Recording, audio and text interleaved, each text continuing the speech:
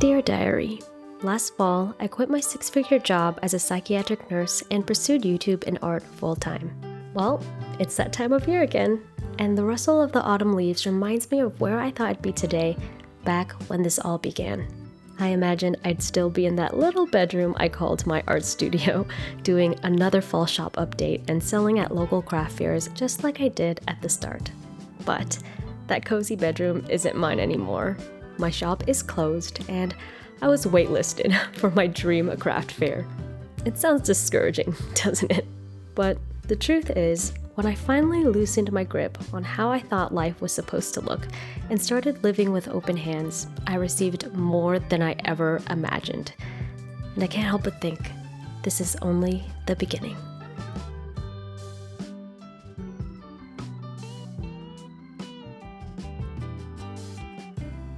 Hi friends, we have made it to a year together, and if I'm being honest, I didn't think I would make it this far. If you followed my journey, you know the highlights. My first shop launch went better than I could have imagined. Sponsorship inquiries started coming in just 2 months later, and by month 4, my channel was monetized. The story of quitting your job to pursue your dreams sounds inspiring, doesn't it? But it's also a privilege and a little romanticized. There are so many things I wish someone told me before I took the leap, but back then I didn't have an art community, just a lot of hope and even more mistakes. So, if you're ready, grab your art supplies and come with me down memory lane. I'll take you through what a week in my life might look like, the lessons I learned the hard way, and whether I think this decision was right for me. Hopefully it'll bring you some clarity and maybe even some encouragement.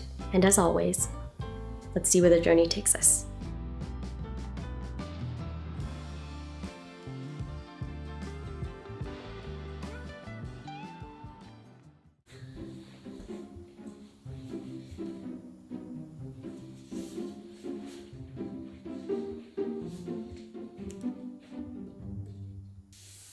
When I quit my job, it felt like staring at a huge blank canvas. I was excited to finally start something new, which very quickly turned into anxiety. I'm too scared to start. I remember thinking, all I know how to do is paint. I don't know how to film my journey or market my art. In fact, I was losing Instagram followers from being so inconsistent while juggling nursing and art. And yet, there I was, walking away from a stable nursing career I had not 1, but 2 degrees in. Like any beginner, I had to learn and learn fast. I was 29 and turning 30 in just 2 months, and there is something about ending your 20s in absolute uncertainty that is oh so spooky. So, for old time's sake, I will be learning a painting medium I am not too familiar with, which is oil paints, as I talk about what it took for me to speedrun my learning process to becoming a YouTuber and small business owner. I've been watching a lot of oil painting tutorials and have retained nothing, so I'm just gonna go for it, which is exactly what I did for my channel and art biz. Let's get started. As you can probably guess, when your decisions are fueled by anxiety, you don't make the brightest ones. Right after quitting, I dove headfirst into learning everything.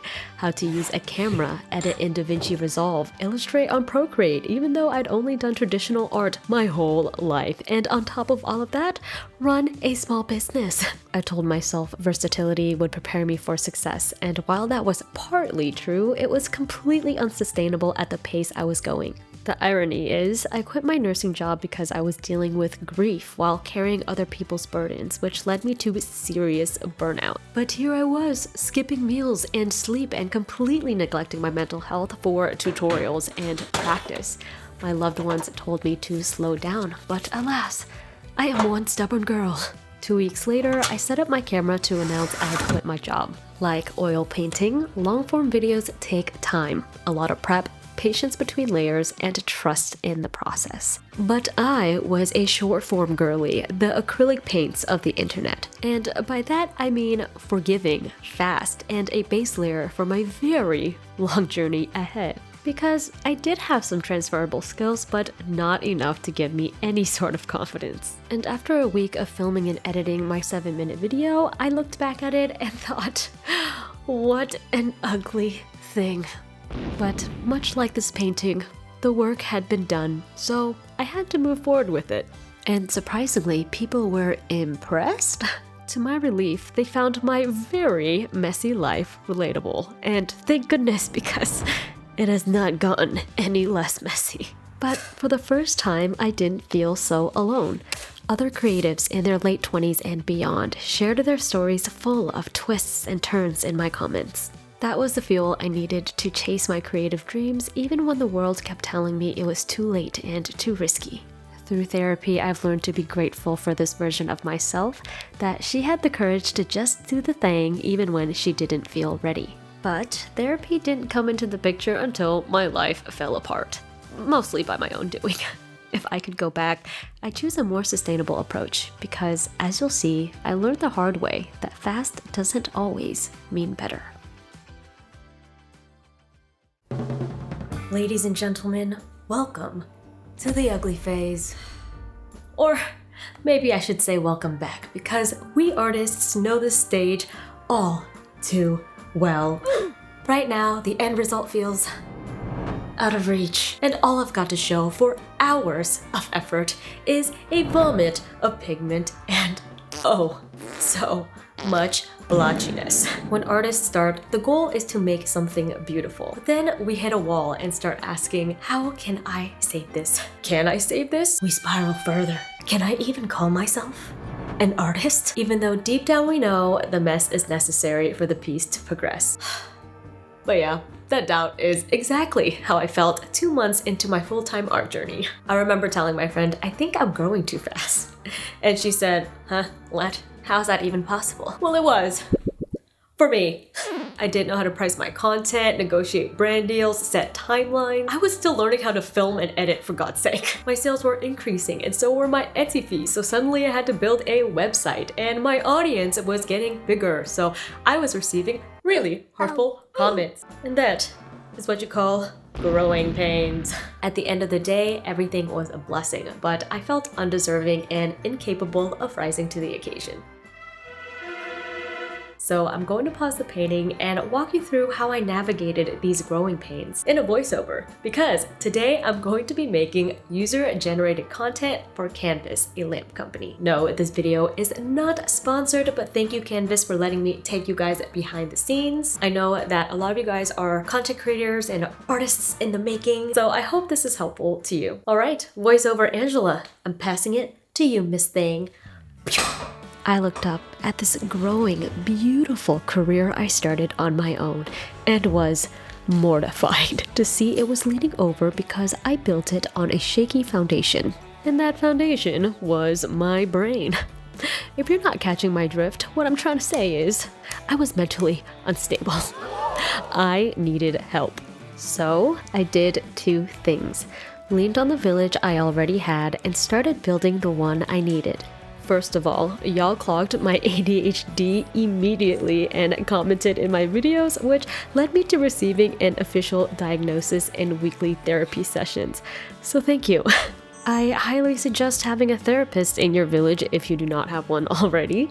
Additionally, as my channel grew, some of my favorite creatives started following Lil me, which was surreal. I reached out to a couple of them asking how they priced things in the beginning, and while I anxiously waited for replies, I called the person I always go to first. My housemate, my best friend, my sister, Anne. She didn't know much about this world either, but she was far more level-headed than I was, so it was a blind leading the blind situation, but one blind person was more chill. Together, we sat down and researched brand negotiations. Eventually, she designed my website and my brother-in-law coded it. I used to think not knowing anyone in my field would hold me back, but I didn't need another me. Turns out, the people I needed most were under the same roof.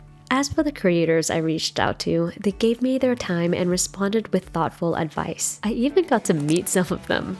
You know, they always say don't meet your heroes, but I think it depends on who your heroes are because these art YouTube girlies are so supportive. And I want to be more like the art YouTube girlies, so here are tips I've learned from my peers and from experience that I'd share with my past self. 1. you'll never feel ready to put your work out there because you'll always be learning, and thank goodness for that, because that means your best is always yet to come. So set general deadlines and let your work go. The more you do it, the less scary it becomes. You'll learn your pacing, what works and what doesn't. 2. Creativity and business are not enemies. Think of them as partners that help each other grow. Last but not least, if your business starts to require more than one person, take it as a sign of growth, not weakness. Don't be afraid to ask for help.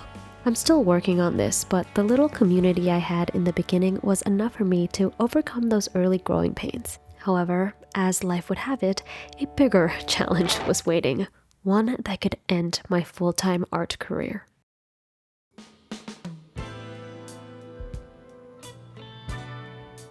Hello and welcome to my humongous room. Y'all didn't think I'd have a bedroom reveal in this video, did you? But surprise, here it is. You might be wondering, why is your room so big? Why is it so empty? And is your mattress on the floor? Yes it is. And no, I do not have bedding that fits it. I know, it's giving college frat boy asking you to Netflix and chill. I'm just kidding. Nothing is truly that bad. But you know what?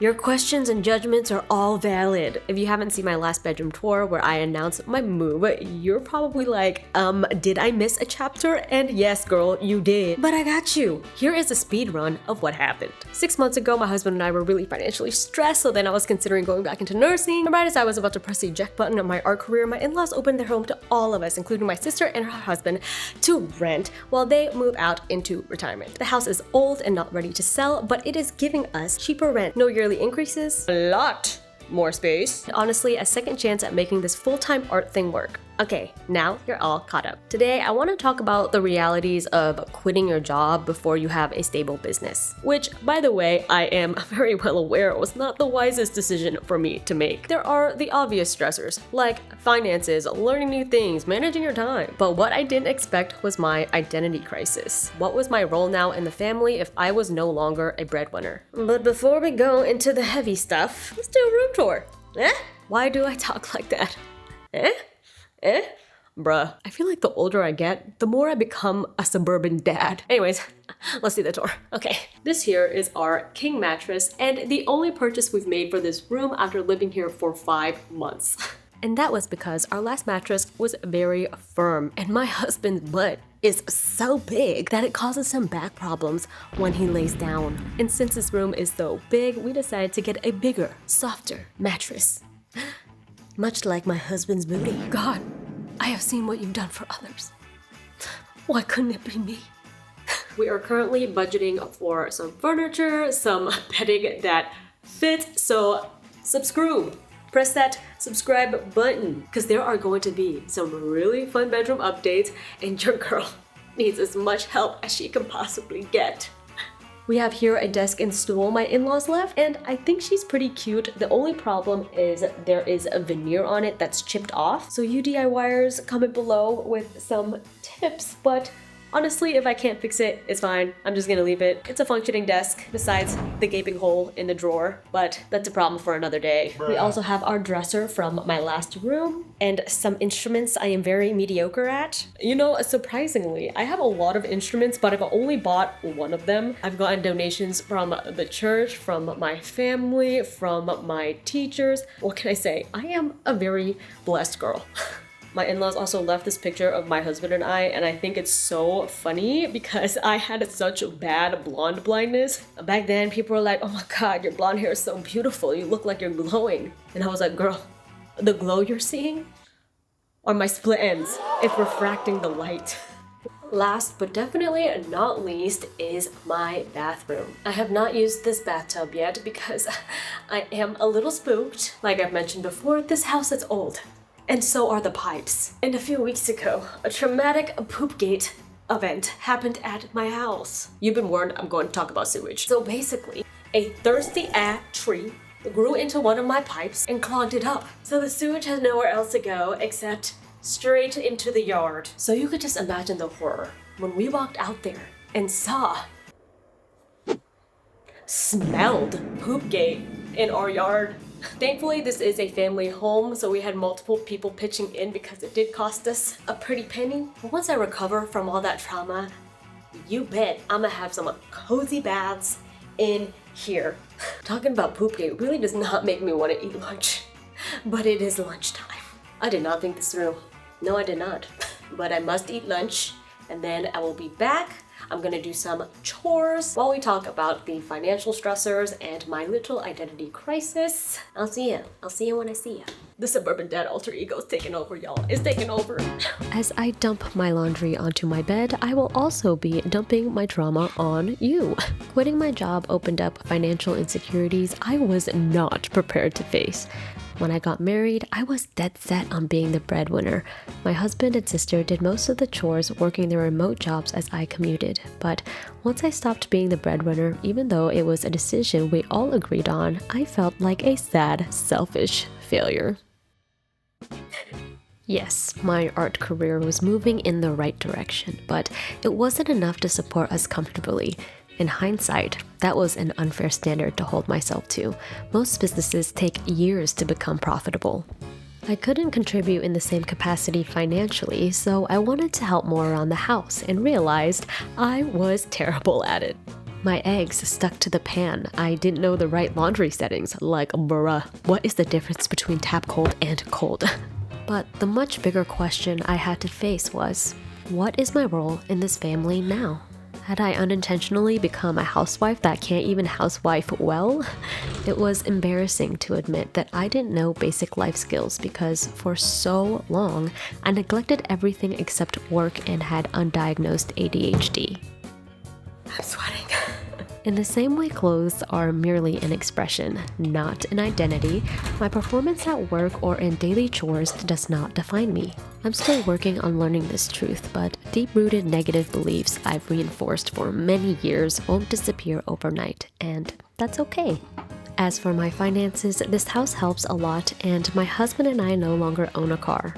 I also know this career is never guaranteed. I've learned that lesson many times. I've been studying art since I was a kid, but for most of my life, taking a risk like this wasn't an option. I lived below the poverty line. So, if you are like me with these pair of gloves and feel a little stuck, maybe in your job or you feel a little behind, just know that you are no less of an artist. My art journey began long before I went full-time.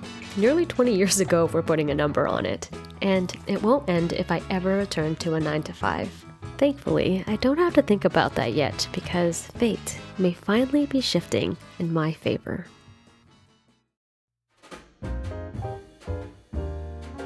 So as many of you guys know, when I quit my job, I wrote a list of goals. And to give you some context, when I wrote this list, I only had a 4-minute video on YouTube that completely flopped, so I gave up for an entire year. Whenever I open this journal, I am reminded of how delusional I was back then. And thank God I was, because I was able to cross off some of these goals with you guys. It's been a while since I looked back on this journal entry with you, so let's have a look and write new goals. I love how going to creator camp is the first thing I wrote. I don't have a lot of artist friends that I've interacted with in person, and I think creator camp it would be so much fun and inspirational. My next goal was to have 1,000 sales on Etsy. And this is no longer a goal of mine because I am considering closing down my Etsy shop. I just prefer having control of my own website. I did compare the two in my small art biz video if you want to check that out. The next two goals of having 20,000 followers on Instagram and 10,000 subs on YouTube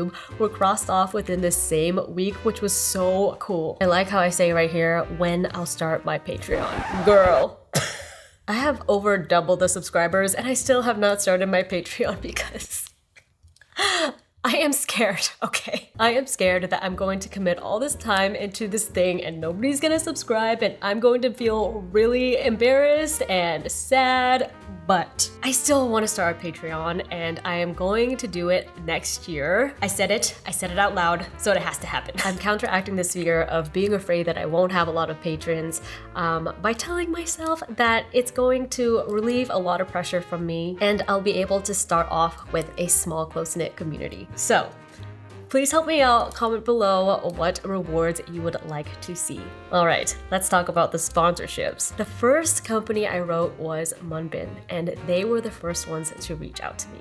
I didn't realize it would happen that fast. I mean, I wrote that last month. That was so surreal. And then came Skillshare and Milano. I added that I wanted a sponsorship with Shopify, and although they haven't sponsored me yet, they sent me a PR package, which was so crazy. I was just like, how do you know me? How do you know I exist? Okay. SJ Made 2025. Recently, I got the email response from SJ Made, and dun dun dun dun, I got waitlisted. And I did not try again. I truly believe that God is a very intentional writer of my story, and so all of my failures, they happened for a reason. When they waitlisted me, I was actually kind of relieved. I had so much on my plate at the time with learning everything at once. And this goal also taught me that I shouldn't put deadlines on things that I do not have control over. So instead of saying SJ Made 2025, I'm gonna cross that out and just say SJ Made. On May 6th, I wrote the goal of having 20,000 subscribers by December. And it is currently November and we're at over 25,000. Once again, I probably should not have put a deadline on something I could not control, but how cool is it that you guys surpassed my expectations? So thank you so much. We can go ahead and cross this one out as well. All right, we have reviewed everything, so it's time to make some new goals. First of all, my shop has been closed for a very long time. I would love to reopen. It was closed not only because of the move, but because of the massive art studio renovation. If you guys haven't watched it yet, I will link it. The renovation and the video, it took a total of 4 months to make, and I think you'll really love it. What was I saying? I want to reopen my shop. But this time, I want to sell some giclée prints. We're moving on up in the world, y'all. We're getting a little bougie. So, new goal, sell giclée prints. For my next YouTube goal, I would like to build a community of 50,000 subscribers. But this time, I am not going to put a date on it. I'm just going to be really happy when the day comes. Last but not least, I want to sell originals. I've actually never put up an original on my shop because selfishly, I want to keep all of them. But art is meant to be shared, so hopefully next year I will get started on that. All right, those are my goals. I cannot wait to see how many of these we get to cross off next year. Looking back at this entry, I am well aware that most of these goals were not cross off. And weirdly enough, I am proud of that. It just means that I had the courage to dream big. And the few times I do get to cross off these goals, I am so full of gratitude, which is very appropriate because today is Thanksgiving. Yes, I still work on holidays. The bad habits, they die hard. Anyways, in the intro of this video, I said I would answer a very big question. Do I feel like the decision to go full-time was right for me? And the answer is yes, but not for the reasons I believed when I quit my job. Back then, I really romanticized the small art biz content creator life. I really thought most of my problems would magically disappear and I'd instantly become a happier person because I'd get to live my artsy, creative, cozy life. But obviously that was not the case. This job comes with its own stressors. And I'm gonna go ahead and take accountability here. I brought a lot of my unresolved problems with me. There are still some days I feel like I can't even get out of bed. Yet I have a million things to juggle and there is no PTO here. But here's why I still know I made the right choice. I get to share this journey with you, which has been the honor of a lifetime. Seeing my artwork in your homes or reading comments about how my chaotic weirdo vlogs have inspired you mean so much to me. And the cherry on top is that I get to be more authentically me with every video I make because you have given me the courage to. There's truly nothing I could have done to be this blessed. And I hope I can continue serving you guys for years to come by making your day a little brighter. All right, I have a family to get back to on this fine holiday. Next week, I'm going to be finishing up my painting and editing, of course, because when am I not? I also have this mini exhibition with local San Francisco artists I have to prepare for. It's going to be a busy week, and I'm gonna take you with me, so let's do a little time skip, shall we? If your life looks anything like mine, you're doing a lot of troubleshooting. Sometimes that means trying a new mix of colors, switching brushes to cover up oh so many mistakes, only to turn on the light and realize how much worse you've made it despite your best efforts. So, you try new techniques, circle back to old ones, and eventually, you'll finally reach a place that's just passable. You know, it's okay, but it's not great. And a lot of people quit here. They never see for themselves what that average piece of work can become. While there's nothing inherently wrong with quitting, closing a door on a dream that is still intact is so painful. That yearning can feel like it's haunting you. The good news is your dreams are not ghosts. That would imply they're dead. But your dreams are very much alive, vibrant, pressing against the walls of doubt you've built, impatiently waiting to be shared and accepted exactly as they are. I had to pause my painting because of this gallery showing, but I'm looking forward to seeing it through. I hope you'll join me and discover what's on the other side of fear, the people you'll meet, the stories you'll tell, and who you'll become. Thank you so much for watching. Comment alive if you've made it to the end, and I'll see you in the next one. What's your biggest fear with creating your art? What's your biggest fear? I got many fears. I do. I'm a spooked woman, a baseline. But I think my greatest fear is allowing my fears to stop me from continuing, which it has in the past. I think for all creatives can relate to this. It's like if you do this long enough, there will be moments where you feel so much doubt that you stop. And then, but then those moments remind you that, oh no, this is my way of life. I'm gonna keep on going because stopping is harder than persevering. So I'd say just like letting the thoughts get to you, but let the thoughts inspire you instead.